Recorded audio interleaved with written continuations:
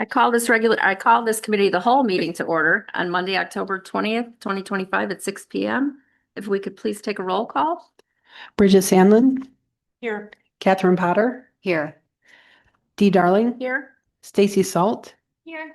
Julie Jetty, Here. Jason Janzik, Here. and Minnie Hartman is not here.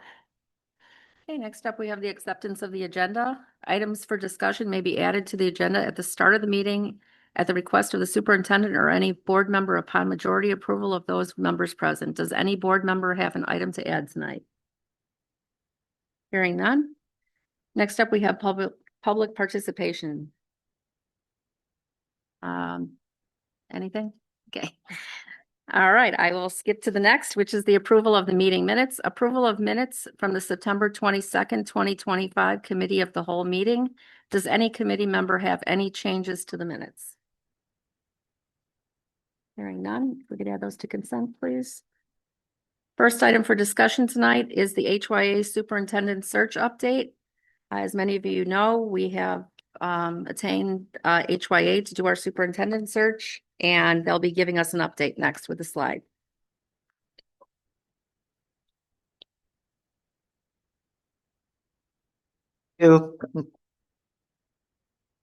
Jen, you're doing the clicker. Okay, you can move to the next slide.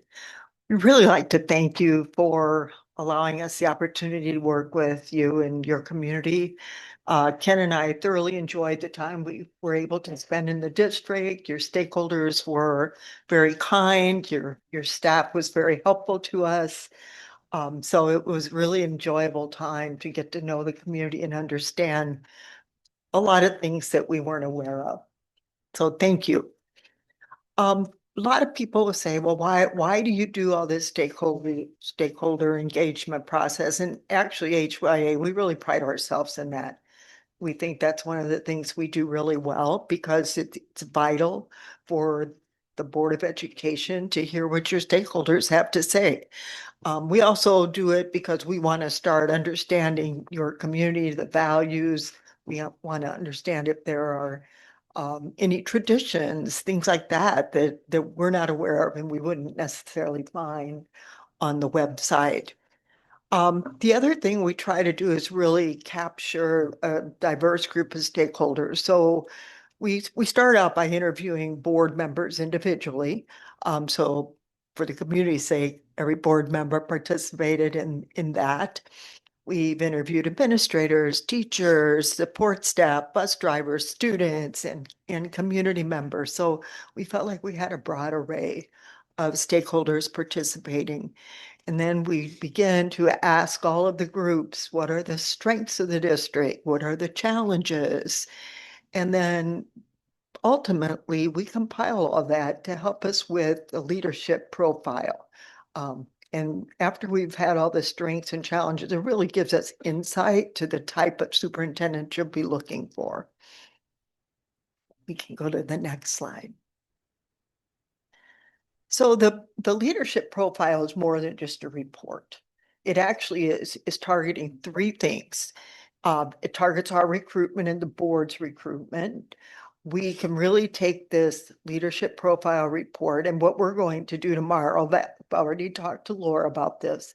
The comprehensive report will be on the website tomorrow. And then we will send that out to the applicants that we have so far. HYA will also put it on the website underneath the posting where the advertisement is for your district. So people that are looking for a superintendent position or might be wanting to change positions can read the profile and say, does this really match my values? Does it match the type of district I would like to work in? So it's a really critical point for that. The next thing that it does is really focuses on interviewing. So taking that information, then when we work with the board before the board starts interviewing candidates, we can talk about the types of questions you can ask based on what you heard from your stakeholders. So that's very useful for that. And then finally, and I know personally, I really used mine when I became a superintendent.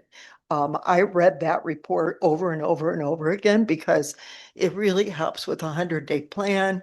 And it really helps that superintendent to guide for the next 100 days and the future. And it also can help the board when it comes to developing an evaluation for the superintendent. So it's just not a report for no reason other than stakeholder input. We do have purposes in mind for other things. And it really was a stakeholder-driven process. As I indicated, we had broad participation, and then we included the survey as well in that participation. And even though what we do is not a scientific report, when we're out there gathering this data, the thing that was amazing to us, and this isn't always the case, we had consistent themes with all groups. People are generally happy with the district, and that's a good thing. And they pretty much had the same themes throughout all of the focus groups and the survey as well.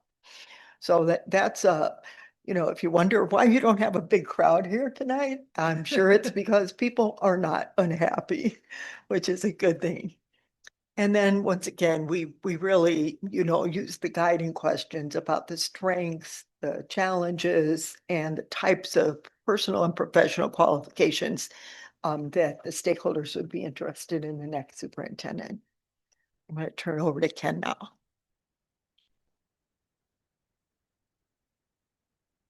But thank you. And again, this was a very enjoyable interview sessions with all the stakeholders.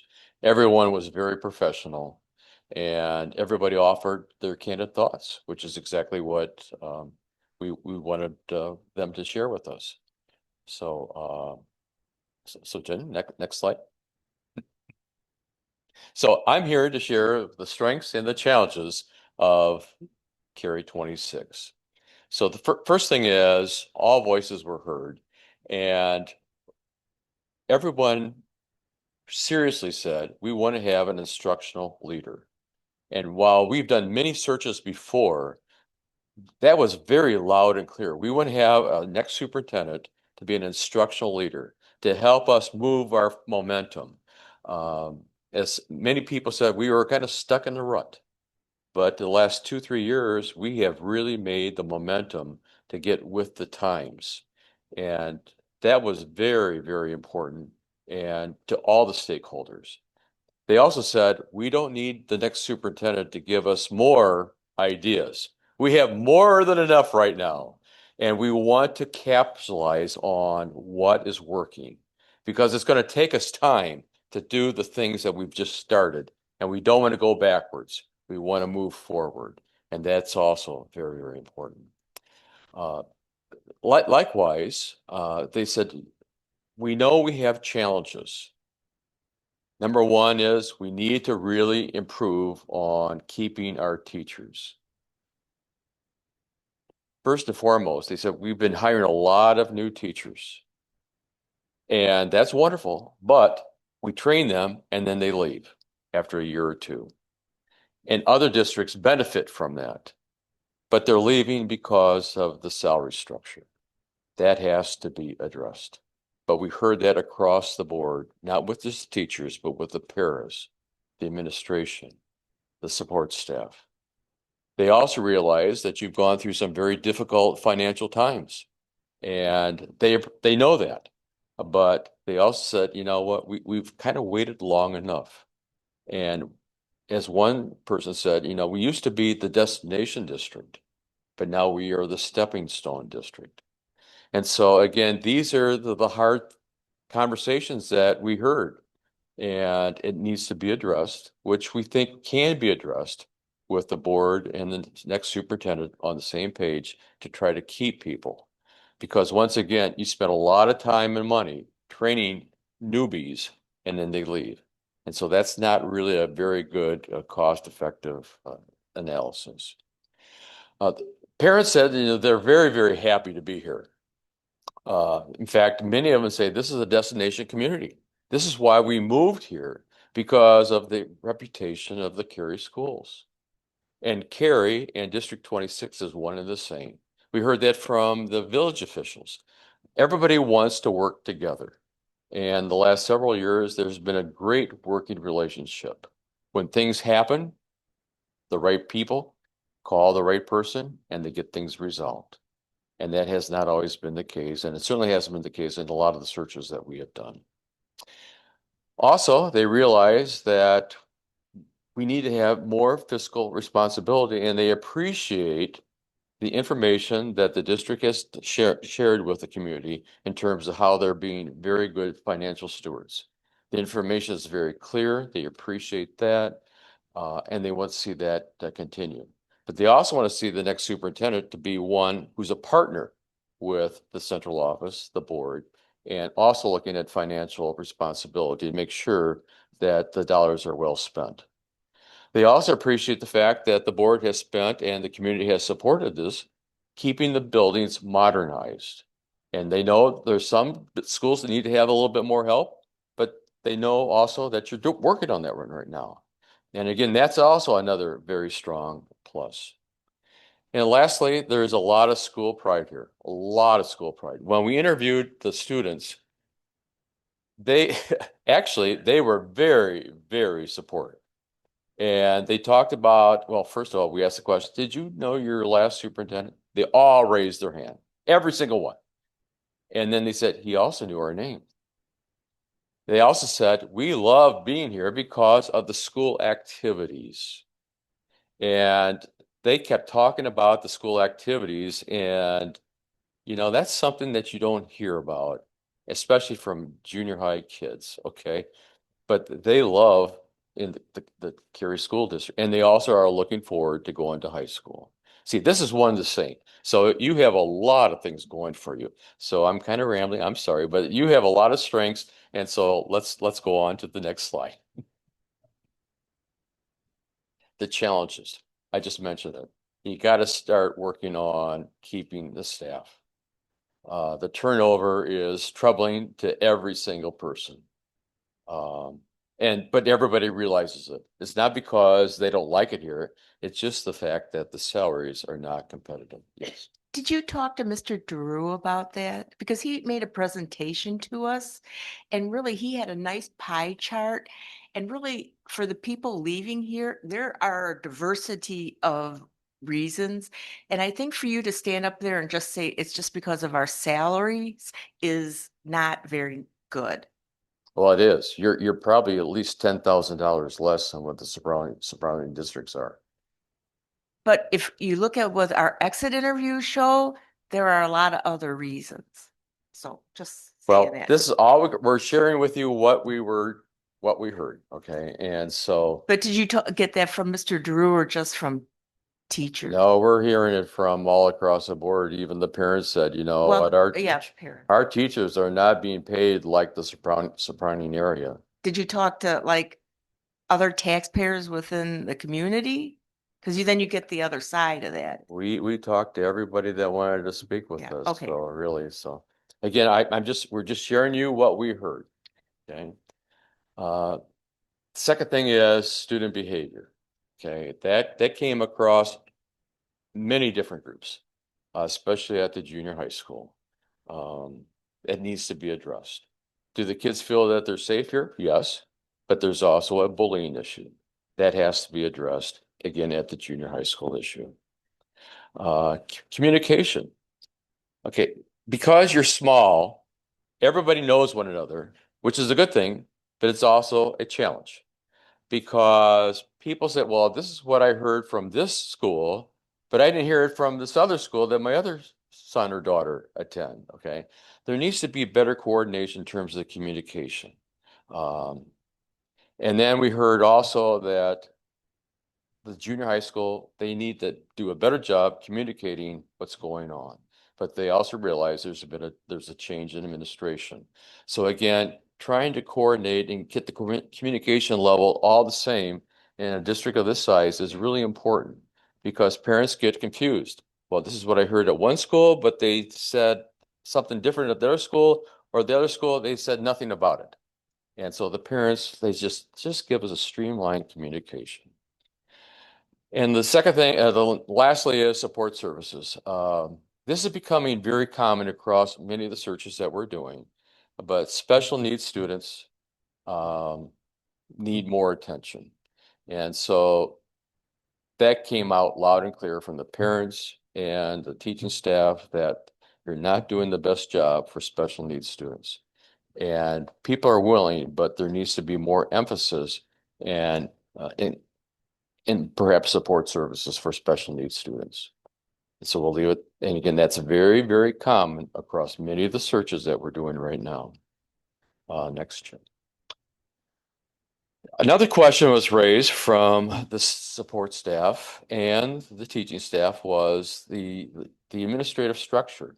I guess we heard that there's been some new additions, but the staff doesn't realize why there were more administrative staff hired. That needs to be more clearly defined in terms of what is their roles and responsibilities. Because the support staff, the teaching staff, they don't know who to contact for whatever reason. Technology, it's interesting. The parents said there's way too much screen time and not enough time helping our kids learn how to communicate, write, and to do research. Too much dead screen time. They like the technology, but there needs to be a re-examination of that. We heard that very loud and clear from the parents. And lastly, this is very common, unfortunately, across the nation. And the searches that we're doing, there's a lot of political tension with our schools, in our government, and they're saying we don't want to see it in our schools. No, we want to see everything focused on what's going to help our kids learn better. That's number one. We don't care about the politics. We want to know what is in it for our kids and make everything politically neutral. And then we've heard that also regarding the superintendent. We want him or her to listen to all sides, but not take a position. But then when they take a position, clearly defined, they listen to everybody, and this is what his or her position should be on this issue. But to be politically neutral when listening to people. Next slide. That's right. What's happening with this slide? Yeah, we're talking about technology. We're frozen. Here, you can look at my screen. Okay. Once again, they want your next superintendent to be very courageous and ethical, very transparent, a communicator. They want to see him or her to be very, very visible in the community. They want him or her to be very visible in the schools. They want him or her to know kids' names and the staff's names. And that's not difficult for a district of your size. Very transparent, but also somebody who's an instructional leader, who has been a teacher, who can also make the staff say, you know, I'm enthused to being here and we're going to do something better instead of talking about what we did 10, 15 years ago. So the next steps. No, you have more leadership qualities. I think we got off the, okay. Again, visible, be very relationship builder, get to know families, somebody who's collaborative, listens to all sides. Once again, an instructional leader, and somebody who's courageous. Who's, you know, when things happen, you know what? He or she will say, you know what? Enough is enough. What does that have to do with our kids? We need to focus in on our kids' education, and that's the only reason why we're here. Thank you, Ken. So next steps. Well, tonight's a big one because this really helps with our recruiting as well, even though we've been recruiting all along ever since we've had feedback from the board as well as the other stakeholders. So we've been in the recruiting mode. We have several applications already. But tonight, now that we have this, as indicated earlier, this will really help us zero in. So from October to December, we're going to heavily be recruiting. And then we'll also be doing reference checking and things like that. But one change that we want to make known to the public is originally we were going to bring the slate of candidates to the board in November.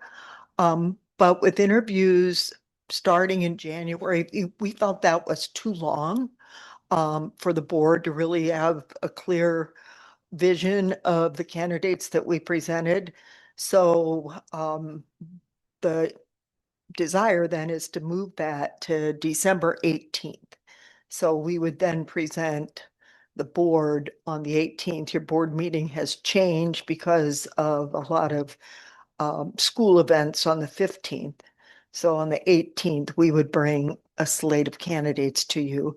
And then in January, the board would interview the slate of candidates that they've selected. We'll bring 8 candidates on the slate. That's our intent at the board's request. That doesn't necessarily mean you're going to want to interview all 8. That would be a very long commitment for the board, but it will be our intent to honor your wishes. And then the new superintendent would begin in July, and then ongoing updates throughout the process. And we'll keep this transparent, and any updates that you feel like you need, have questions, don't ever hesitate to ask us. And then we want to just remind the board, we work for you. This isn't our search. This is your search. We work for you and with you to really find the best superintendent who's going to meet your needs and the needs of the school district. And thank you again for the opportunity to work with District 26. It's, we're really amazed at how enjoyable this process has been and all the good things we heard about the district. It really helps us when we're trying to recruit candidates. And I also like to thank the staff again for their help, and particularly Laura Dorfler, because she really helped us a lot in scheduling, and we tried not to bombard her. We know she has a big job anyway, and we think we did a pretty good job of that, but she's the one that can tell you if we did or not. But she was great, and so thank you very much. Do you have questions? Jane, I just, I asked you before the meeting, but if you could fill the rest of the board and the public. Approximately how many applicants do we have so far? We're in the 20 range right now Okay. of applicants. Now, we have many that we have reached out to that we're waiting for, and we've told them that we will share with them the leadership profile. And I think some of them are waiting to see that because they want to hear about the district more thoroughly other than what we had in the advertisement. Thank you. I have a question too, just regarding the feedback. So regarding communication, I understand there's a lot of email fatigue. Was there any insight as to how we can communicate better? And then also, do Briargate parents want to hear what's going on at, Three Oaks? If it just pertains to Three Oaks, or is it just stuff that pertains to the whole district? Well, that's a good question. And that was one of the questions that we did ask in the survey. And they still prefer email Okay. as their mode of getting their information. At least the people that participate in the survey said they still prefer email. I think what we were hearing about communication is it's just between the schools a little disjointed. I think sometimes, honestly, there has not been one search, and I've been doing these for over 20 years, and not one search where communication didn't come up. Always. If you can never have enough of it. But I think what we heard more, it was communication about things that are going on that everybody in the district got to know about. And sometimes that doesn't happen.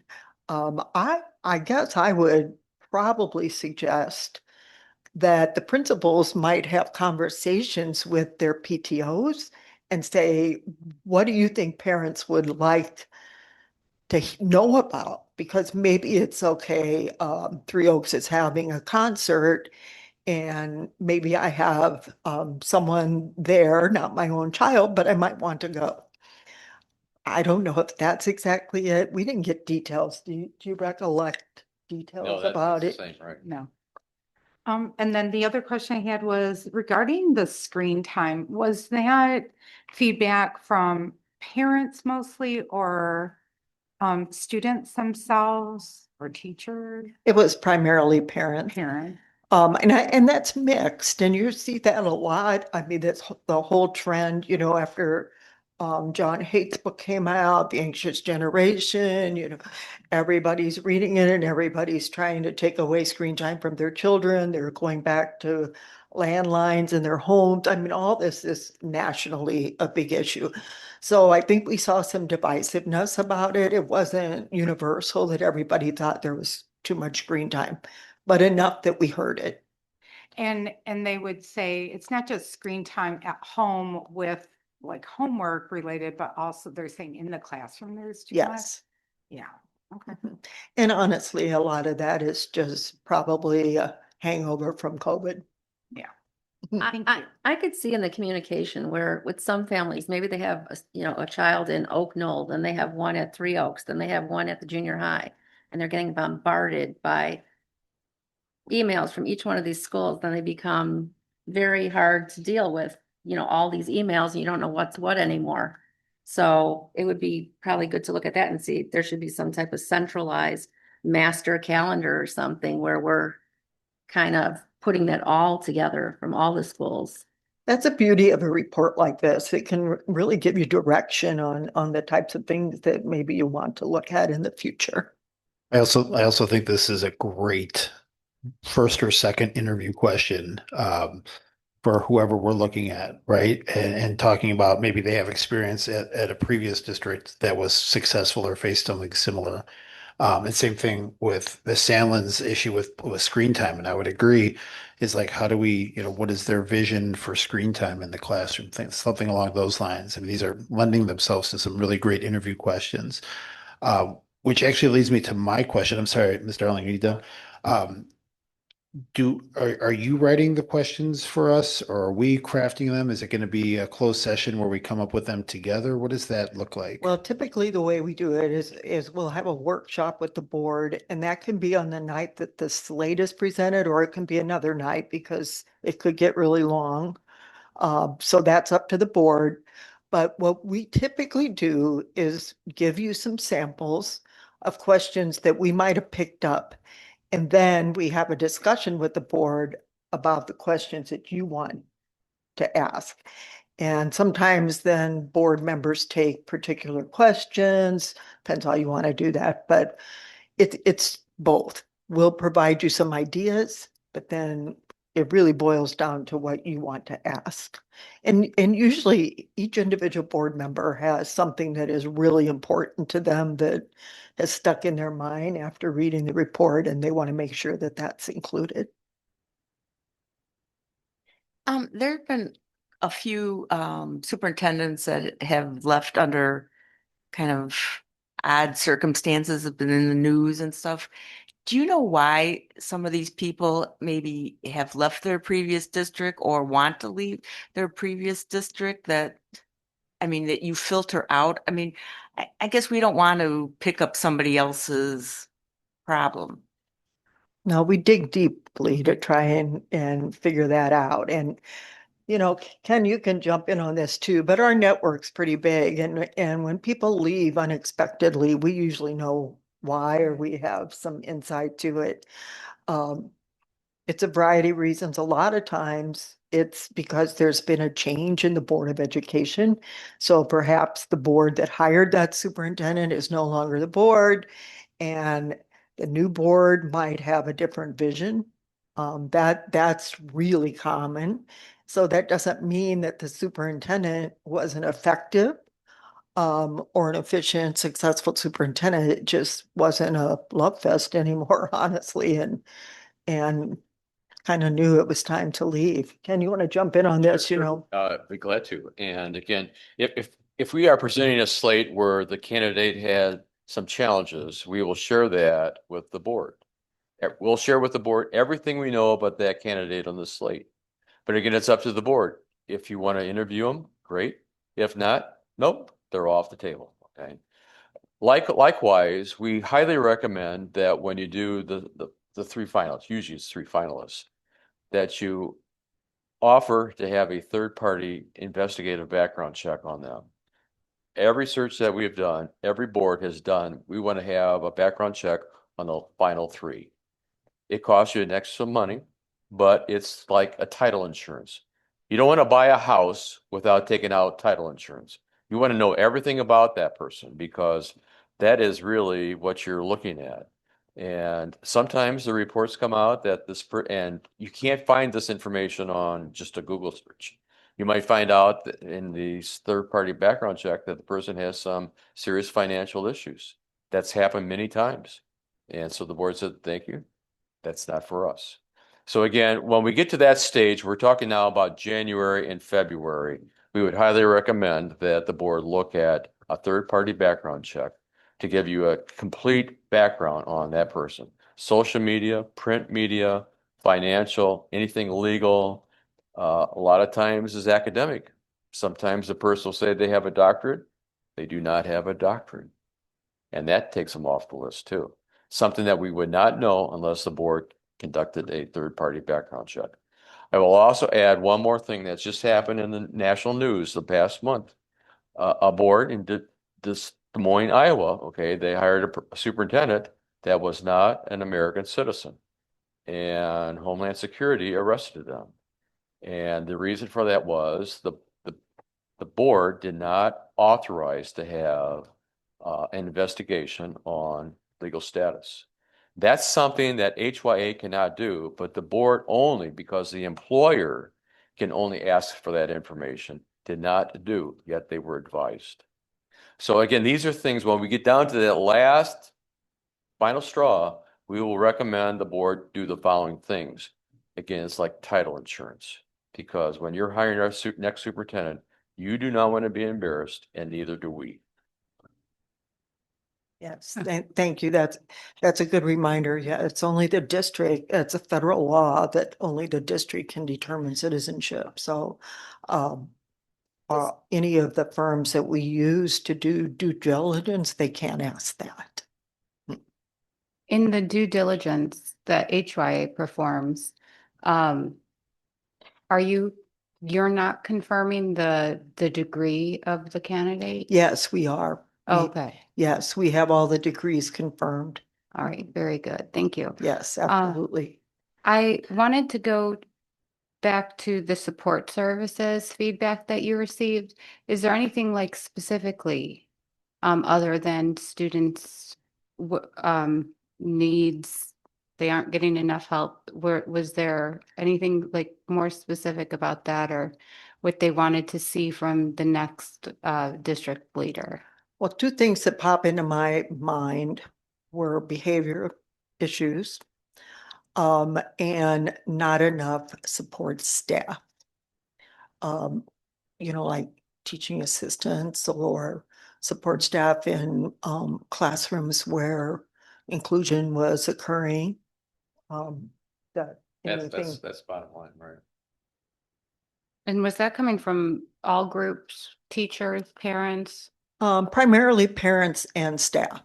Okay. Not students really. They did talk about students talked about some behavior issue, but they didn't talk about that. Was it students who brought up bullying? They did bring up bullying. Was Yes. that universal, across the grades, across the schools? Primarily middle school, junior high. Okay. Mhm. And then the keep and retain staff and fixing the salary structure. That's been an ongoing thing. I feel I've been hearing, that was the thing when I ran, in, I think 2019, that our teachers are underpaid, and we heard that when we did the last superintendent search, and we were receiving feedback, and we got that from not only our underpaid staff, but also you hear it, I hear it out in the community. I hear it from parents too. We know. If you're on the board and you don't know, well, it's like, I wasn't surprised at all to hear that that was number one. And I'm sorry, but what did we get any feedback on what they want the next leader to do about it? Well, I mean, we all I want. mean, to it is pay a more, year we of would- collective bargaining. Right? So, it's obviously a topic that's going to come up in negotiations and, but I might add too, it's not just teachers, it's support staff, it's administrators, it's superintendent salaries. There, other districts in the area are higher. It is a legitimate, and guys, we've all heard this. It is legitimate. There's a lot of time that goes into finding and training, and then they do leave. So, yeah, just having that come up repeatedly this is not a surprise to me. Well, So, and I can say one of the things we know some extremely talented assistant superintendents that we have talked to about the position, but they're already at a higher salary in their district as an assistant superintendent and probably wouldn't make the jump. that answered my next question. Thank you. When I heard that initially, my thought was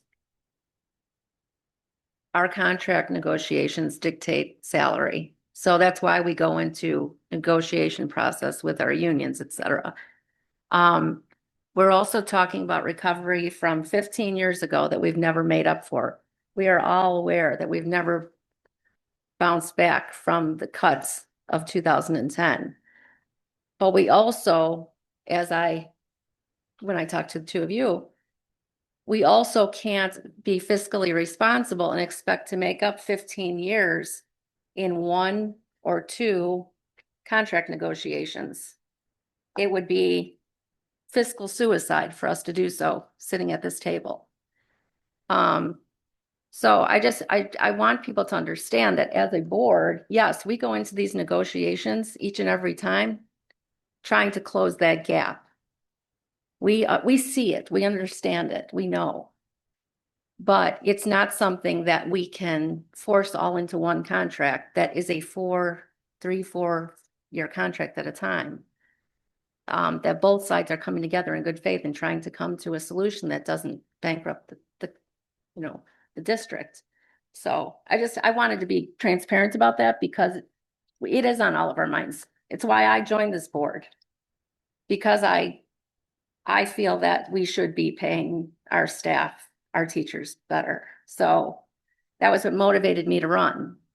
Is that the teachers union understand that as well? Like we can't close that gap quickly or That was a conversation we had we had that at the last contract negotiation and they understood that. Yeah. So yeah. I mean, I don't know that that's communicated to teachers or community, that the reasons, like it's, all we know is we're 10,000 less, but why? And is it communicated and what's the plan going forward? That may not keep a teacher here if they're like, I can't hold out for 3 or 5 more years until you get up to speed. But if we communicate why, I wonder if that would be helpful. Yeah, I think the trajectory, is important for all of your staff to understand there's an attempt, but it can't be done overnight. And that is the challenge. And we certainly recognize that. Yeah, I think there's not one board member up here that if we couldn't automatically make that up and make everybody whole, that we wouldn't jump on that.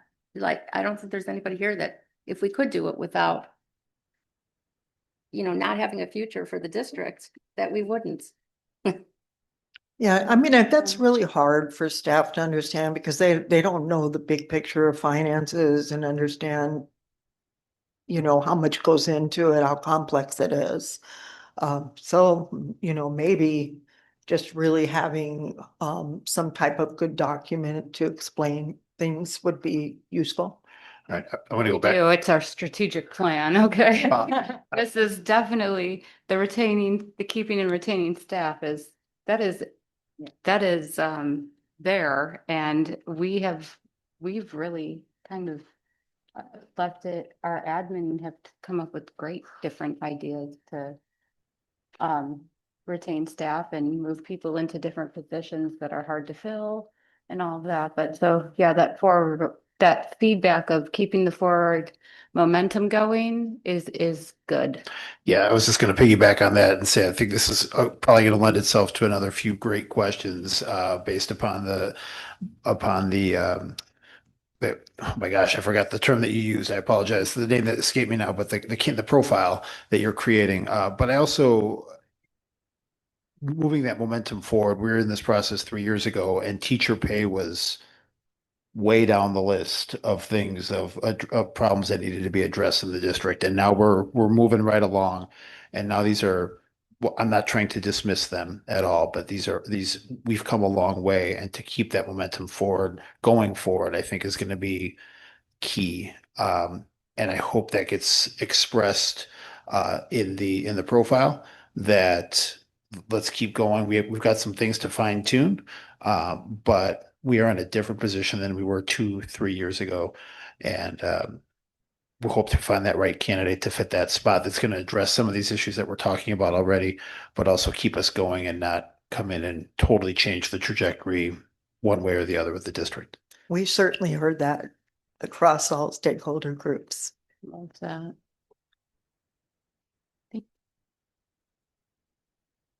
If there's no other questions, I think we'll let you guys. Well, go. thank you Thank you again. so much for the presentation. Thank you. And, It was our pleasure. God bless you for dealing with all those kids on Zoom the other night. So we were thinking of you. Well, I think they would have stayed on another hour. They had people listening that they really wanted to say some things, but they were great. It's always fun to talk to students. Me too. Thank you. Thank you. Have a nice evening. Next up, we have the review of bills. Did anyone have any questions for Mr. Shepherd? Yeah, brief one. Mr. Shepherd, my question's on page, feel very echoey. 2 of 18 of the reports, so 3 of 36. There is a February payment for the building demolition. Are we reconciling something, or is there a late payment, or I'm just wondering why a February invoice made the September roll? I believe that was a payment. We had received a late invoice that was wrapping up services from that particular group. I will have to go back and look at the specifics, but it strikes me as that would be the reason. Whenever we have construction projects, and you'll notice this for the Briargate, or even when we've done work at Three Oaks, that it's taken quite a bit of time to officially close out projects. I think the most recent Three Oaks renovations, we just closed out completely last year. And that occurred, 2020 and 21. So I believe it was a final payment for services rendered. Any other questions? Hearing none, we're good. Go ahead. One quick question, the freezer monitoring, that's 46, 20, 86, that's per month. Sorry, I threw you for a loop here. GS automation. Oh, sorry, page 6. Page 6. So that I will have to look at and get back to you. For the longest Sorry, time, our freezers had no monitoring service at all, and we had a scare last year where the freezer temperature got up to about 50 some degrees, and we were left scrambling trying to get food to another location. Most often districts will have some sort of monitoring service that would alert, in this case, Mr. Martin, to some sort of catastrophic failure. But I will look at whether that's a monthly cost or if that was the initial install. Okay, thank you. Okay. Is everyone okay with putting that on consent then? You can put that on consent, please. Next up, we have the treasurer's report, Mr. Shepherd. Right. So I'm happy to report that at least for the month of September, unlike the previous month, we did not find any errors in this report, and we didn't have any issues uploading our data. So everything came through looking right exactly what we would expect for the month of September. So let's dive in. As far as our revenues go, you can see that our total revenues are creeping up. The historical trend, I've never agreed with this number. We never have 84% of our revenues by this point. That occurs later in the year. I think that still has to do with how we used to book our property taxes, where we were recording them all in the summer months. So it looked like we had all of our revenue at that time. You'll see our local revenues at 80.34%. Again, that is right around where we would expect to be, especially as we wrap up the receiving most of our property tax revenue. And our state revenues are lagging behind because we still haven't received any funding for transportation as of yet. I believe those payments should be coming this month, but those payments have been somewhat tardy in being received.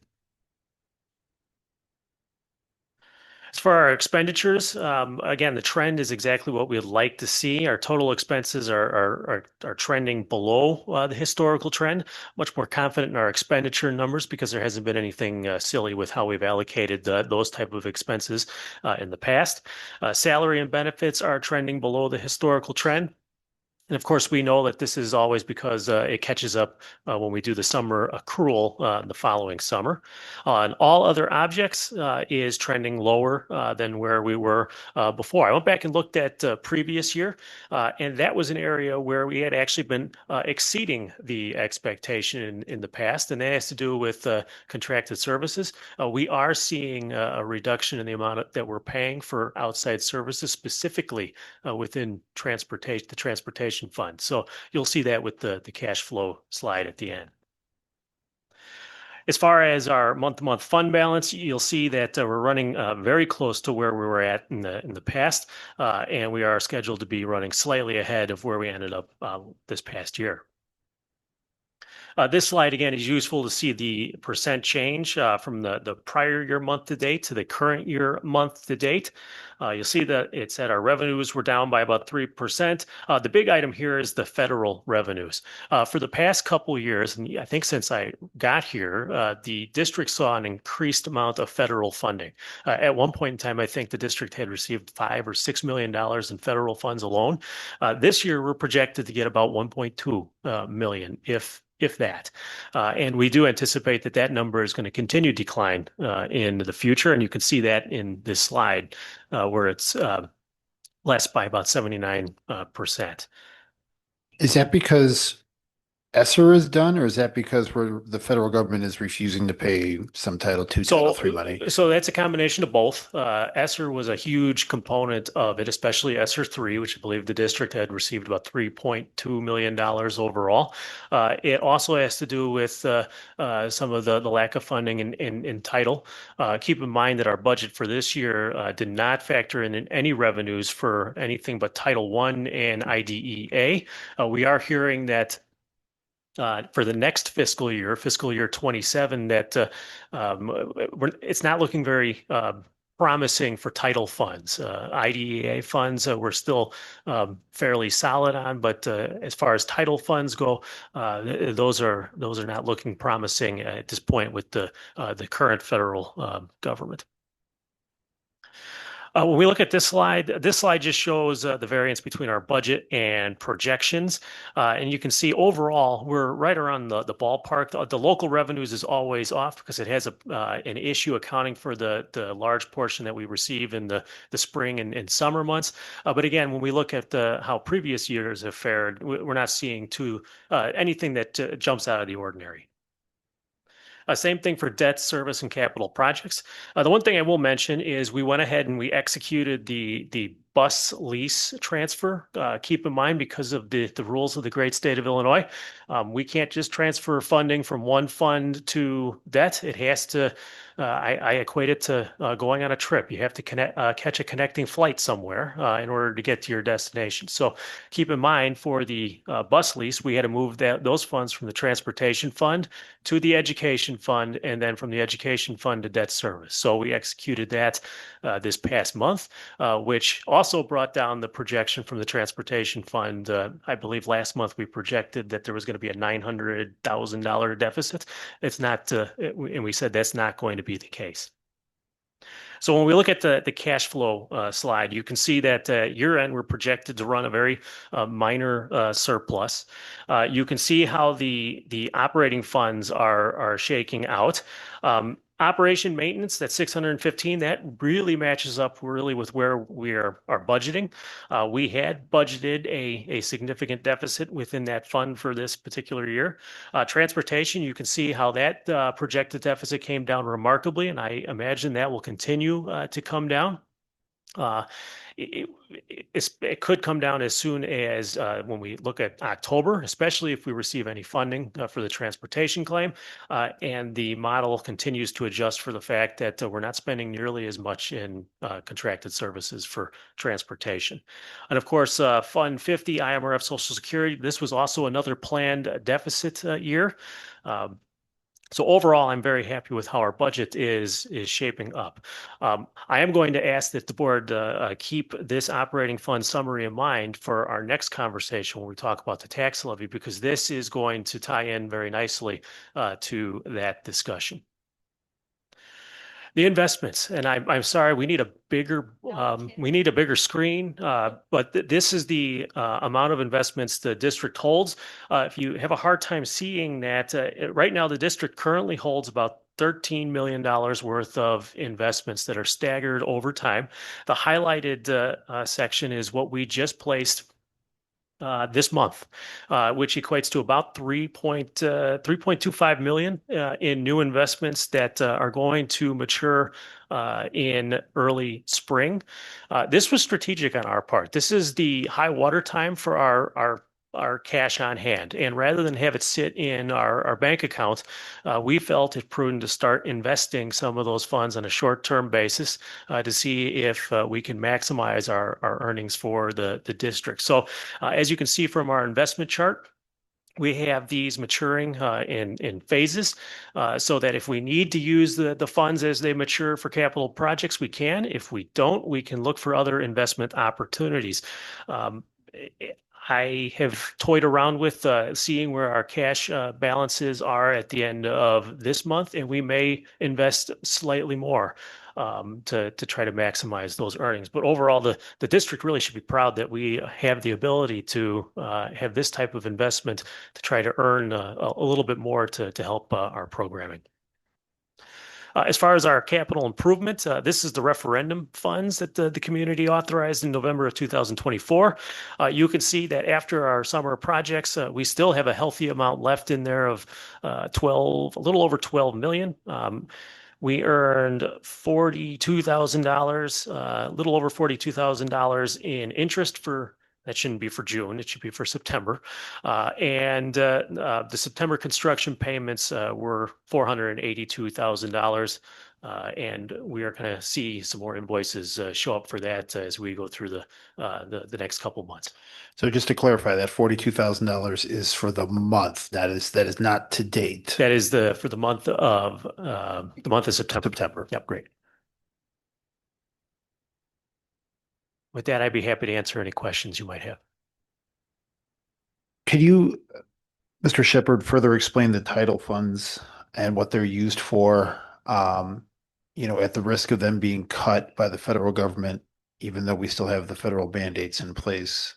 Like, can you walk us through, given that we've got a tax levy presentation coming up and two more things, can you walk us through the impact that these title funds, what are they used for in the school? What are they used to support? Sure. Well, and I may look to Ms. Rivera for some assistance with this, but I'll give it the first crack here. Title I are funds that are allocated from the federal government to help our low income and really target student improvement in student scores amongst that population. And generally, we've gotten about $220,000 to $300,000 for Title I. For Title III, that is EL, correct? And that goes towards our EL programming. It's a smaller amount. Title IV is professional. Title II is professional development. I know it's one of those titles. And Title IV is for advanced learning. And those are the predominant title funds. overall, while it comes out to a relatively, when you look at our budget overall, the amount that we receive in title is a smaller segment of our budget. When you add it all up, it comes out to probably $350,000-$400,000 if we're allocated everything that we should get. However, $400,000 is a significant amount of money when you're looking at programming. It could mean the end of after school assistance groups, tutoring. Summer school. It could have an impact on summer school. We have paid for some of our interventionists via title funds. So these funds really go to help boost our programming in these areas. If I can also elaborate on that. While yes, the title funds are allocated based on number of free and reduced, we have 3 schools. We don't just, the funds aren't specific towards the students who qualify for free and reduced. We do school-wide programming, which means the funds benefit all of Oaknell. They benefit all of Three Oaks. They benefit all of Deer Path. Those are our 3 title schools. So yes, the qualification is based on the number of students who qualify for free and reduced, but since we do school-wide programming, it will impact all students across all grade levels in all 3 of those schools. Title I specifically pays for, just to make it a little bit more Sure, concrete, Absolutely. many of our software programs, so things like Reading Eggs, Math Seeds, Branching Minds, iReady, things of that capacity come out of Title I for those particular schools. Things like Scholastic Magazine come out of Title I, right? Right. We also look at, let's say, for example, under Title II, it's all of our professional development for our staff. It's also in the contract, staff have at least one conference to attend each year. We use Title II funding to supply that. So that way, if a teacher wants to go to some type of conference, that comes out of Title II funding. Substitutes, we pay for substitutes out of Title II funding for those 3 schools as well. When we look at Title IV, we look at things that are related to SEL or advanced learning. So anything that enriches. And so things such as DESA, SECA, because that falls under SEL, in addition to funds that go towards our gifted and enrichment programming. So if they need additional materials, it comes out of Title IV funds as well. Title III, to Ms. Darlene's point, and I should say Title I and Title III, we have administrator and staff allocated within those funds specifically for summer school. Title III also, it helps our EL program and our dual language program. That's how Osmic Kramer. That's how Ms. Kramer is able to supply certain materials or professional development specifically tailored to EL. Or for example, DFIT. DFIT comes out of Title III funding. It's specific for EL students, differentiation, but really everybody benefits. Everybody has access to it. So it's a lot of instructional materials and people and software that we use on the day-to-day basis. So what I hear you saying is that there's really not an aspect of school life or district life that if the federal government decides to eliminate all this title funding, which seems to be the talk, there isn't an aspect of school life that would not be negatively impacted, or we'd have to pull the money from elsewhere. Correct. In order to sustain that. The other thing that I would mention that also goes along with the federal funding that would touch all of our school buildings, all of our students, is there's been some talk that the school lunch program could be affected as well with the reimbursements that we receive from the federal government to cover free and reduced costs. I appreciate the clarification. Let's hope that cooler minds prevail and that we keep our students at the forefront of what we're doing with funding. And by we, I mean the country, not just obviously the 7 of us sitting here. So I appreciate you clarifying that for us as to what that all means and what impacts and decisions we might have to make moving forward should the federal government decide to pull all this funding. So thank you. Can the government just pull it? Take it, like, do we just give it back? We spend it, we, Right. what are they gonna do? I Do we have but we have the funding that to get us through this year? Okay, yes. thank you. Any other questions? Thank you.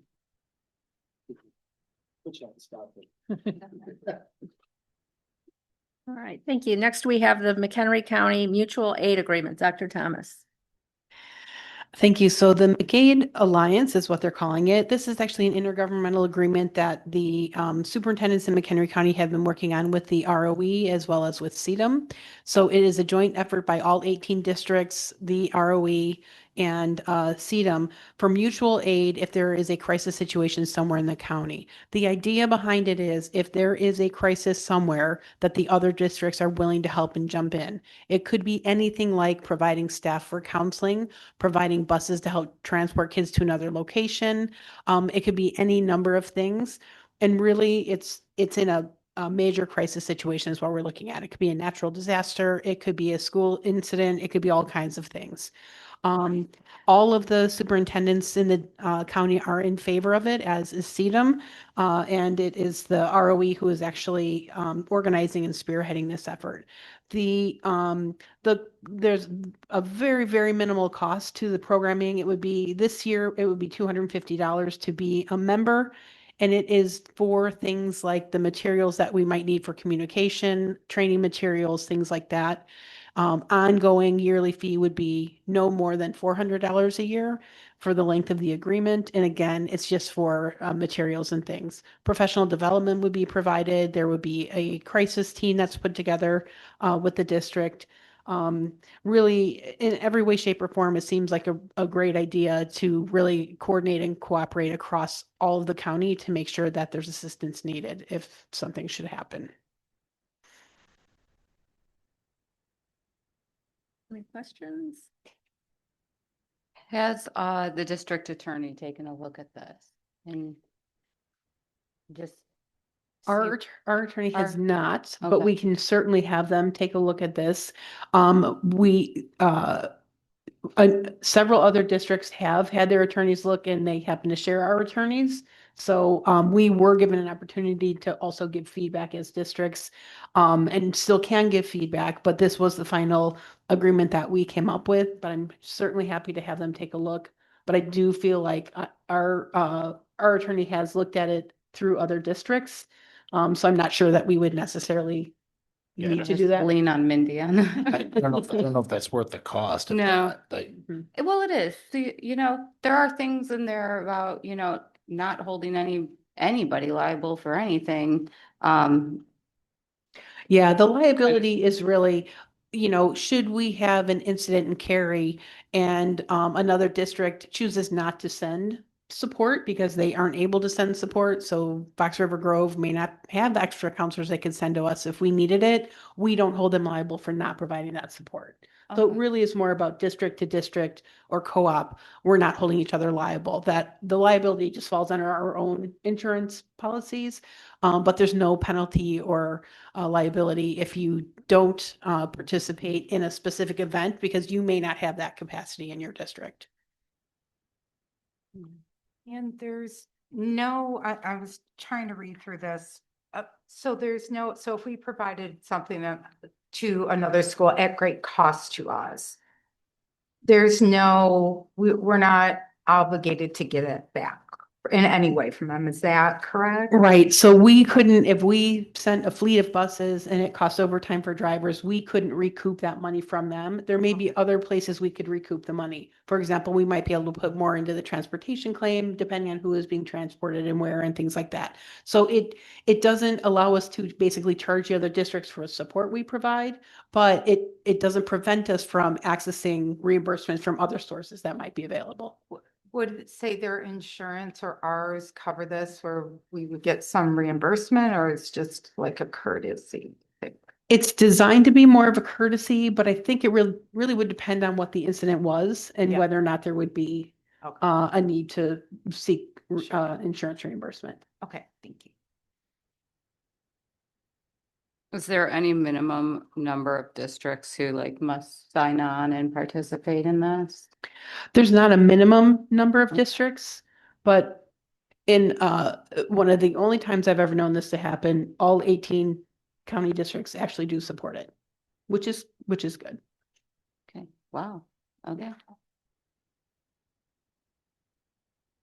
Any other questions? Are we good with consent? Consent, please. Okay, next up, we have the 2025 tax levy. First look, Mr. Shepherd. All right, so just getting a deep breath here as we get ready for this presentation. Just keep in mind before we really dive into this, just keep in mind in the back of your head that that slide from the treasurer's report where it had the operating funds and the various projections of where they're going to end up at, because that's going to be key to the discussion, especially when we get to the allocated amounts that we're going to recommend that that we submit our levy for. So the hope for this presentation is, like always, to kind of walk the board and the public through the process of the tax levy, explain what the tax levy is and why it is so important to this district, like all the other districts in our area. So, of course, we know that goal 5 of our strategic plan that was adopted a couple of years ago now is fiscal responsibility. We have been tasked with maintaining a balanced budget, which I am pleased that we have done so every year. We are being tasked to deliberately budget for recruiting and retaining exceptional staff in a highly competitive market, and we know that that's an area that is a constant focus for us, and create a proactive capital improvement plan that addresses current needs and financially prepares for the future building needs. And we're actively working on that as well, both short-term and long-term. Mr. Martin is already starting to take a look at what a long-term capital project planning process is going to look like once our buildings are all up to speed at the end of this 2-3 year construction period that we are in. So just a review of the levy calendar and how all of this works. Tonight is our first look of the tax levy. And we will provide updates if needed between now and the date that it is ultimately scheduled to be adopted. At the November 10th, November 10th Committee of the Whole will provide an update if needed. We are scheduled to adopt this on November 17th. And on the 18th, we'll finalize the paperwork. And of course, we know that the levy needs to be submitted by the last Tuesday in December. We always make sure that it is submitted ahead of time so that we're not risking any funding for the district. We know that in the spring of 26, that's when the county clerk will actually release the finalized tax rates and tax computation reports. That's when we find out how much we're actually going to get. In May of 26, we start to receive the tax dollars, and this is the tax levy that ultimately helps fund, for the most part, the fiscal 27 school year. So it's very wonky how we have to do it in the state of Illinois, where you use the preceding December CPI figure, you create your tax levy, it's gathered the next summer for the next fiscal year. So it always operates in a lag compared to the economics of the time. So what is the tax levy and how is it calculated? The tax levy is what the taxing body is officially requesting. So when we submit our tax levy, it is our official request for how much we think the district is going to need to sustain our programming for the fiscal year 27 budget.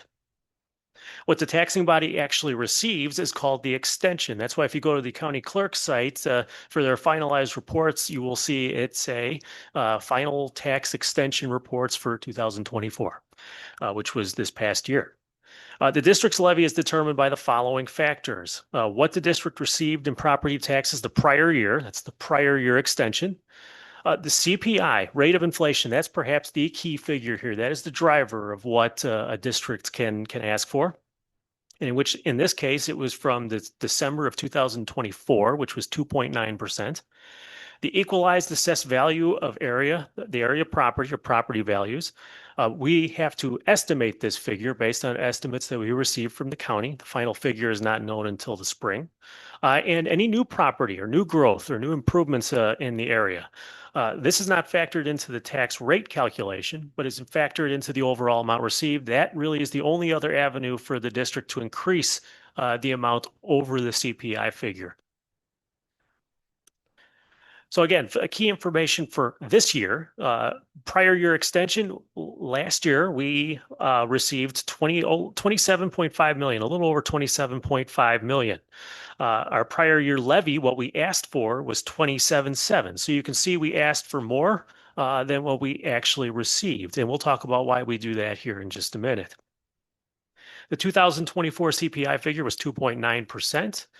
Our EAV is estimated to go up about 7.9%. We may increase that to 8% based on updated figures from the county, but we feel pretty comfortable with that figure right now.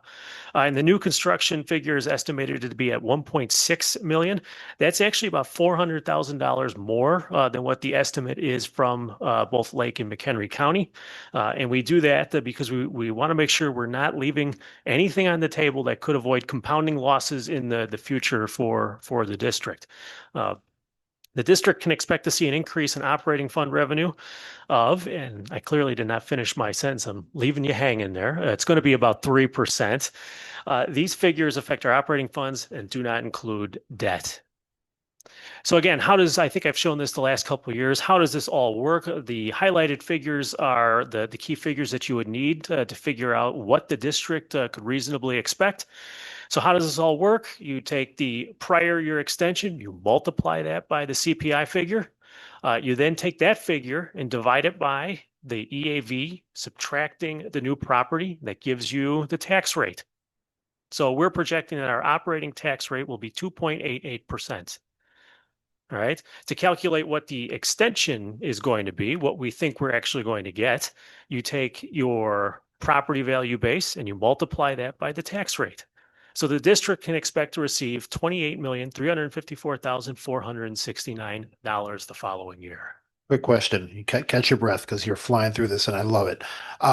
The EAV, does that account for the TIF and the TIF value? And if that new construction exists within the TIF, like those townhomes on 14, does that count as the new property or is that still as net zero? So remember that the TIF, those funds that are growing within that TIF district stay within that TIF district. For our purposes, whatever the property value was at the implementation date of that TIF, that's the property value that we use for our So you use that in the calculation. You've pulled all that property out and just all this number does not include any of the new growth that is occurring within the TIF district. Thank you for clarifying. Keep in mind the district will receive those revenues, but it will be 21 years from now, correct? I think that's how long the new TIF has been in effect. So again, this is the process that repeats each year. So we go through this every year around this time. So I always like to show this slide as well because I've mentioned that the key point here is the CPI figure, right? A lot of times you can listen to people in our community, and I hear this within my community up in the Wakanda School District as well, that, oh, my tax rate, went up or why is the amount that I'm paying going up? My tax rate went down. The tax rate in EAV, really in the grand scheme of things, they don't really mean much because we'll see in the preceding charts that when your tax rate goes down, that's because the property value went up, right? If your tax rate goes up, that's because your property values went down. It's kind of built there to kind of offset each other. The main driver for growth of revenue is that CPI figure. And that's why that the December CPI figure is so key in our calculations. This chart just shows the history of CPI, and you can see CPI has bounced around. The historical average is actually about 2.5%, and that's really what we use in our projections. You can see coming off the 2022 and 23 years, CPI was extremely high. Because we are a tax capped county, that means we could only ask for 5%, even though CPI was, I think, as high as 7.5% at one point. We could only ask for 5%. The other thing that speaks to me in this chart is one of the questions I always hear is, well, the district has been running some pretty healthy surpluses over the last couple of years. And there's really a couple of reasons for that. I'd like to think that it's because of the great work that my business office is doing in being financially sound. However, it really is due to the fact that, yes, we have been financially responsible, but we saw an influx in revenues, not only from the federal government, but we also had an influx of revenue because of the high CPI figure. So that CPI figure far exceeded the rate of our expenditures, which obviously led to some pretty hefty surpluses.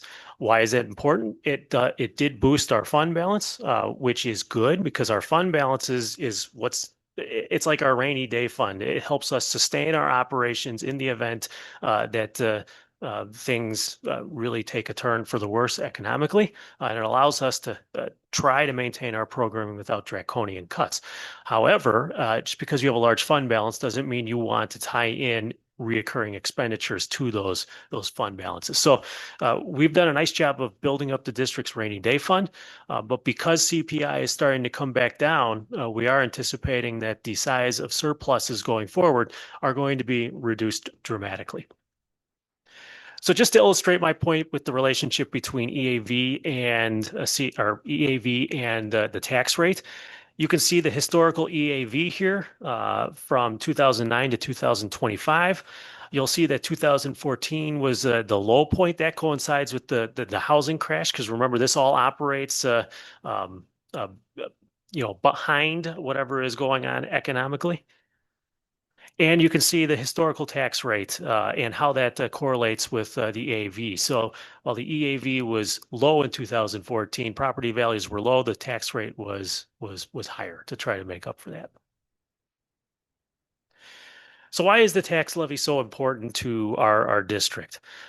Our district receives almost 81% of its revenue from local sources. 70% of this is directly from the property tax. This source of income provides the resources needed to maintain our programming.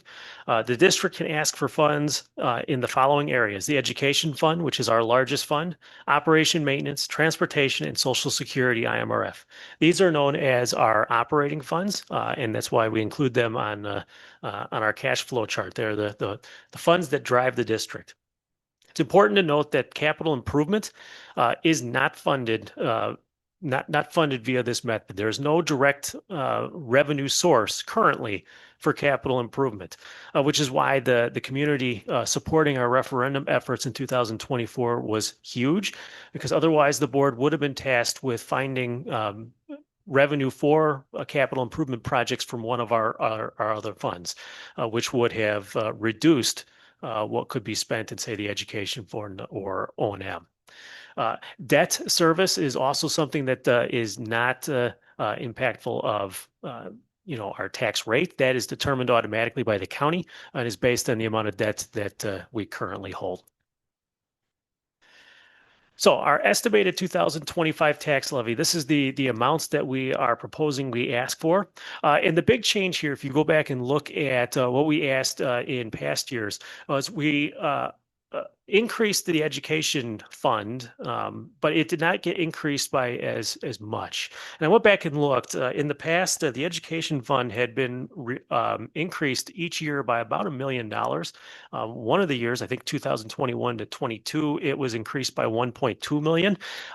Keep in mind that has to do with the fact that we were anticipating a much higher rate of revenue, and we would not have wanted to put that into, say, IMRF, where we could face tax challenges, or transportation, where we also had faced tax challenges. The logical area to put that would have been in the education fund to continue to boost that fund. Well, now, after a couple of years of strategically running deficits in some of our other funds, we needed to reduce the amount that we had asked for in the education fund and disperse that between a couple of the other funds. We're asking for more in operation maintenance by about $400,000 from the past. That $2.6 million figure looks pretty reasonable based on our historical trend of expenditures year to year, and does take into account some of the increased expenses that we've seen, say, in custodial contracts and whatnot. We are also increasing the amount that we're asking for in municipal retirement and Social Security. We are slated to run a pretty hefty deficit again this year in that fund, and we're getting to the point where I am not comfortable running those type of deficits within that fund going forward. So we need to start easing our way back into fully funding that particular fund. So the education fund, the amount that was dumped in there is coming down. Operation maintenance is going up along with Social Security and municipal retirement. The wild card here, and there are many wild cards moving forward, but the wild card here for the levy picture is in transportation. If the state comes through with transportation claim funding, we will be perfectly fine. If in the future the state starts to cut back and continues to cut back transportation fund reimbursements, that is going to be area we're going to have to again reallocate the tax levy even further to make up the gap. And currently, the amount that we receive from the state for transportation is about half our transportation budget. The other half comes from local sources. So you can see how moving forward, as CPI is starting to come back down to earth, that we're kind of having to reallocate our sources to those funds that we've been trying to draw down over the past couple of years, but it does divert it away from the education fund. So you can see how it still breaks out. Our estimated 2025 tax levy has a large majority of our funds still going towards our education fund. And that's the fund that directly impacts our students. 9% goes to operation maintenance, transportation at 4.6%, and Social Security 1.6%. IRF would be the other. So I wanted to share this slide. This slide is new this year. I wanted to show you how all the revenues for the education fund, including property taxes, are allocated within our largest fund, the education fund. So when you take all of our revenue sources, local, state, and federal, and disperse them into our current expenditures in our education fund, this is how it breaks out. Salaries and benefits account for almost 81% of our expenditures within the education fund. The remaining go to purchase services, supplies, and materials that go towards enhancing our programs. So you can see that I think, and this speaks to the good work Ms. Rivera and her team and Dr. Thomas and Student Services, that we really do a nice job of limiting the amount that we spend on supplies and materials and purchase services. Those are areas that can get districts into trouble when you're purchasing more supplies and services than you need. But we really do a nice job of keeping those costs down. A large majority of our revenues go towards salary and benefits. Our debt history, you can see how the district's debt has spiked on this chart, but that is because of our capital improvements. And we are currently that are currently ongoing in the district. You will see this chart come down and then go back up a little as we issue another round of bonds in 2026. And then from there, it will start coming back down. You broke out 2024. Wouldn't part of the year been zero? And then part of it had the big jump in debt? Yes. If you would have broken it into, say, half years, yes. And I know where you're going with that. The district was debt-free, and it's something to be proud of. And I happen to think that that responsibility that the district showed in the past with managing their debt probably allowed us to be successful with our referendum in 2024. So I appreciate you bringing that up. I just was dealing in fiscal years on my chart. I don't mind our debt because I think that we paid it off responsibly, and then we had really good reasons to ask for the money and we appreciate the voters giving it to us. Absolutely. So this is always the slide that people seem to dwell on, the levy impact on taxpayer. We have a variety of range of housing values here. And again, these are just estimates for the D26 portion of the property tax bill. I don't control what the Park District or what that the high school are asking for. But this is just the impact that D26 will have. And we have it broken out by the year and by month. Again, it equates to a total. The district is in total asking for about 3% more than what we received in the past. And I'm just going to get on my soapbox here for just about 30 seconds, if you will let me here. I know that as a property taxpayer myself, this is something that it doesn't bring me a lot of joy when I look at my property tax bill, but I do understand that this is the funding mechanism in which the state of Illinois has given us. This is the way that we fund our public schools and provide the resources we need to educate our biggest investment, our children, right? And so until the state of Illinois can figure out a new and more equitable way of funding education in our state, this is the system that we have to operate on. And as your business manager, I would be doing the district a disservice if I was not trying to go out and capture all the available dollars that are out there for the benefit of our students. So thoughts on the future. And I will try not to filibuster too much on this because I have quite a few thoughts on where we could be going. CPI is not anticipated to rise to levels seen after COVID, although with the way the things are shaping up, we just don't know what CPI is going to do. And I'm very eager to see what the CPI figure for this December will be. We do know that a lot of the experts out there are saying that it's leveling off, that CPI is not going to, it may not go up dramatically, it may not go down dramatically, we may just be flatlined at this point. Either which way, our revenue is tied to CPI, and our budgets for the future are looking at a CPI increase of 2.5%. Could it be higher? Yes. If it's higher, the district could receive more revenue. If it's lower, obviously the district would receive less. Interest rate and CPPRT revenue will continue to decline. The district has done a phenomenal job in maximizing its interest earning power. The CPPRT was scheduled to go down this year. In fact, our budget for this year was supposed to be $250,000, and I think we got almost $400,000. We are not going to get that every year moving forward. It's going to be more like 175 or 200.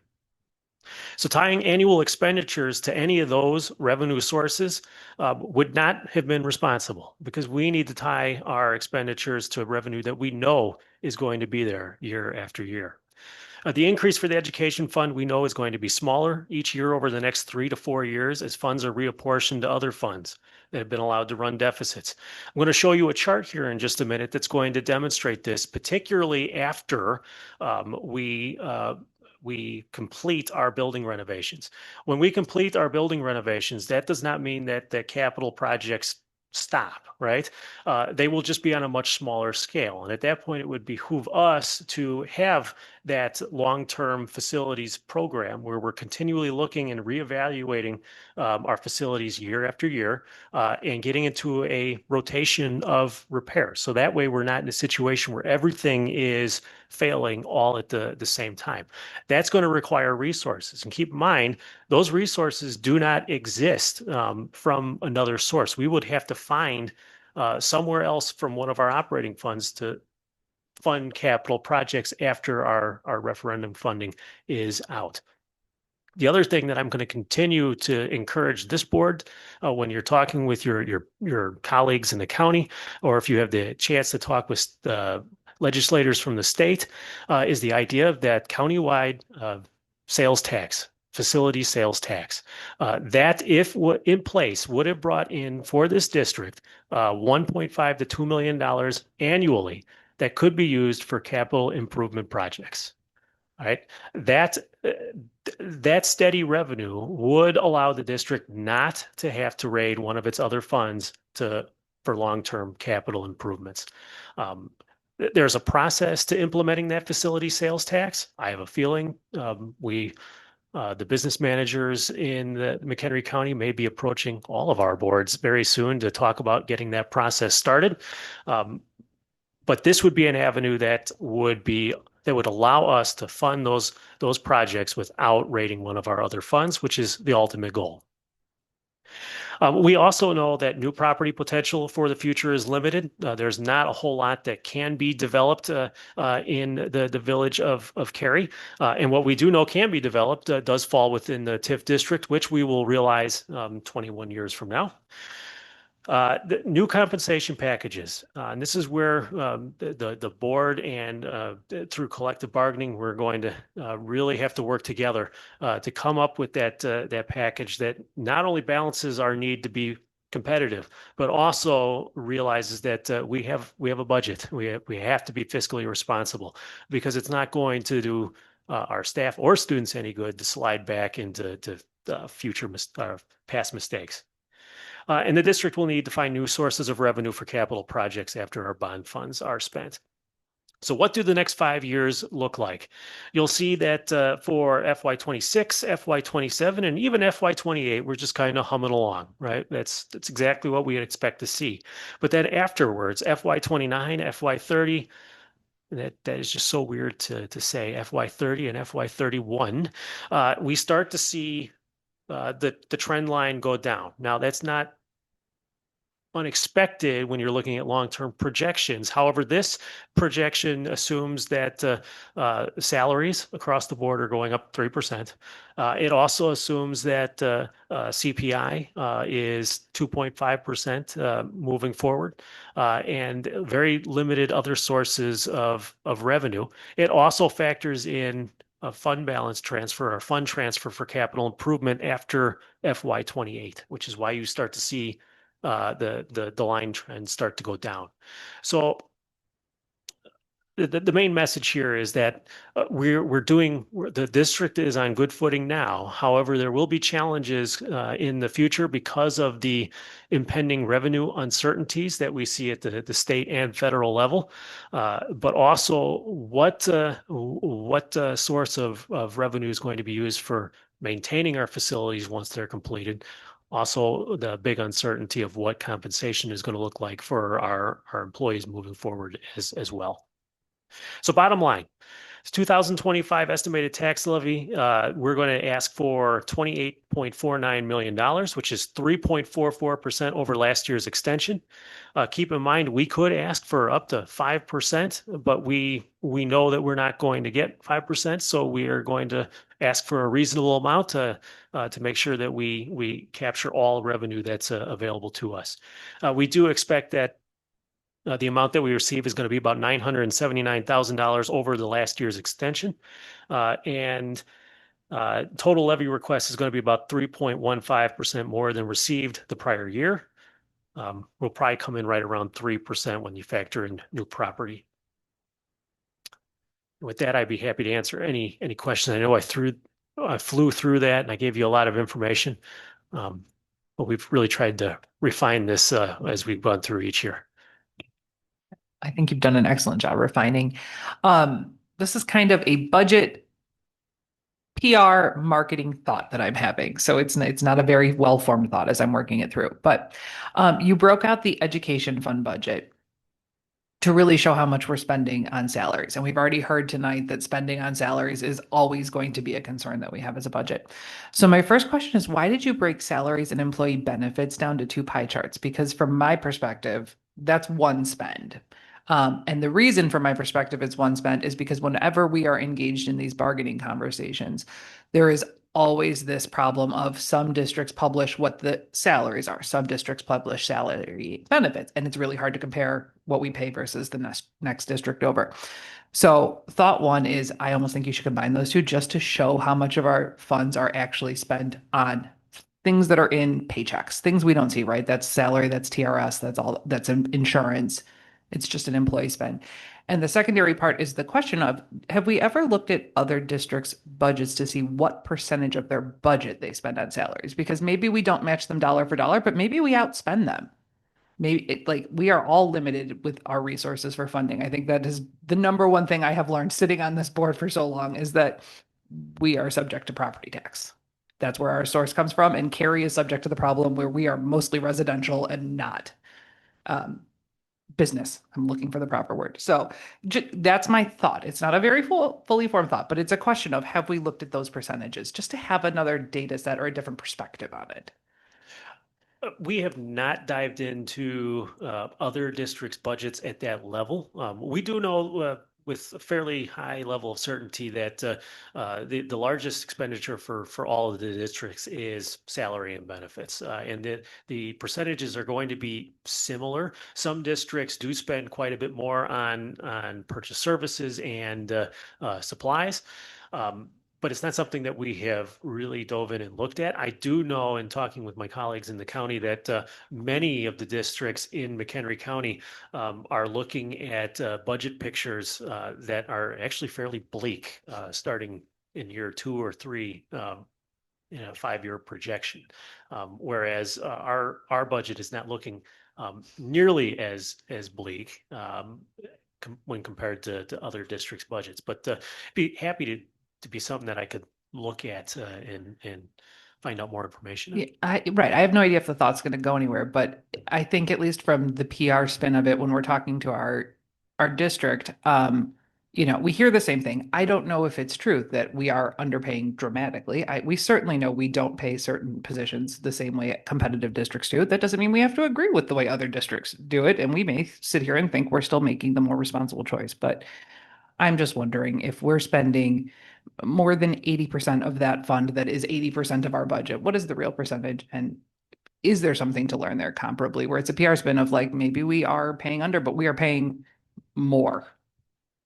More of our budget goes. It's just a curiosity. So that was my number one thought sitting here. Otherwise, I think my position is going to be generally what it is every year, which is we're going to have to ask if we get to the happy conversation where possibly we can talk about an abatement. I love those conversations. I understand why we have not done it recently, but we've certainly done it at my time on the board, and giving money back always feels a little better. And I would be that the board, when it comes to abatement, right? The board would have a lot more flexibility to do an abatement if we had that countywide facility sales tax, because there are 2 things that you can utilize. You can see why I'm so big for this. There are a couple things that the school district can use those funds for. One of them is capital improvement, but the other one is that you can abate those funds back to the taxpayer. And we are currently looking at of those revenues that would be generated from a countywide sales tax, how much of that is generated from people that are traveling through the county up to Lake Geneva, or going through the Randall Road corridor by I-90? I'm willing to bet that a lot of the revenue generated is coming from people that are coming to our county because of all the things that are here to do, which is going to benefit property taxpayers, because if we're using it for capital improvement, we're not asking for our property tax payers to put up a larger bill, or we could use those funds to provide an abatement. So it does give the board more flexibility. We just have to get it in place. I'm gonna piggyback off of Mrs. Hartman. I think also information that would be helpful is, if we're gonna make the comparisons to other districts, we also need to include in the conversation sales tax revenue. It's a big difference driving to Crystal Lake and seeing the amount of sales tax that they take in, and driving into Cary and seeing that we don't have but a few strip malls compared to them. And that's the one nice thing about that, the countywide sales tax, is that it's a sales tax countywide. It all goes to one fund, and then it's allocated by student. So if it has nothing to do with the tax that's generated in Cary or whatever. It's a countywide effort. Then it's distributed by the number of students that you have in your district. So I like the idea of people spending, say, from I don't know, Kane County coming up through McHenry County, spending their money here and all the fun things to do, then that money benefiting our students countywide. So what they're proposing though, is that, would that be taking money out of the county budget already though and replacing it with that sales tax? No, it would be in addition. Okay, I just don't want to have another mental health referendum scenario. This would be in addition, yeah. If it gets to the point where we think that there's a serious movement for this, we would be providing additional information to the board. We might even bring PMA back to have a discussion about the inner workings of that. And I did have one more question I wrote down actually. These, I got all carried away with your conversation. The numbers that you presented, the budget that you presented, you were taking into account the solar energy savings that we're going to be capturing, correct? Like, For this upcoming levy year, we are not, because we don't have any savings realized yet, and I didn't want to include those in a particular budget. Moving forward, yes, that could be in play. That will be in play once we have an idea of what the actual savings will be. right, I mean, it will be in play in that, I mean, we're talking about the 27 school year. I mean, it'll definitely, we have to have an estimation though, like what's been proposed. We do, however, I just feel in looking at what we're asking for O&M, I feel more comfortable asking for what I think we would need to cover that fund Yep. now, knowing that we do have those savings coming up. Once we actually experience those savings and they're not just estimates, yeah, we could be dialing back the O&M fund and it could be going back to the education fund. Okay. So just because we're dialing that up this year doesn't mean that's going to be a continual ramp up year after year. Just didn't want everybody to forget about that. There's going to be some big savings coming along. All right, thank you. And this presentation will be on the website? I believe it already is. Okay, because I just wanted to say, I gave a watered down version of this to my PEO sisters at our last meeting. And it lasted for 45 minutes with questions. And I mean, it was really watered down. I stole some of your slides and stuff. But I think when people read this and go through the numbers, they nobody likes their taxes go up and everything, but at least they see where we're coming from and stuff. And I hope some of the community members will read that. And if they have any questions, contact one of us or contact the administration, because it is a lot easier to accept when you kind of understand it a little bit more. So thank you for all the hard work. Mr. Shepherd, I just have one request, and would it be possible to break down what we're asking for by student, like the cost per student, like the district of what? I'm gonna just start over. Can I see the cost per student for the district? Would it be possible to break it down that way? Because I want to explain, because when I'm speaking to people in the community about the tax levy extension and the taxes, it's a lot easier to explain to somebody especially when you're speaking to somebody with a child in the district. This is how much it costs the district to educate your child, from the energy to the salaries. The to total cost per curriculum. student. Yes, Yeah. and then this is how much you're paying in So your taxes. Put that on the report And then you've card. got 3. So that information is it's on the report card. It is also going to be in our audit report that the board will be receiving any day now. So The report card goes live at the end of this month. You're right. It's always the end of October. we don't have that.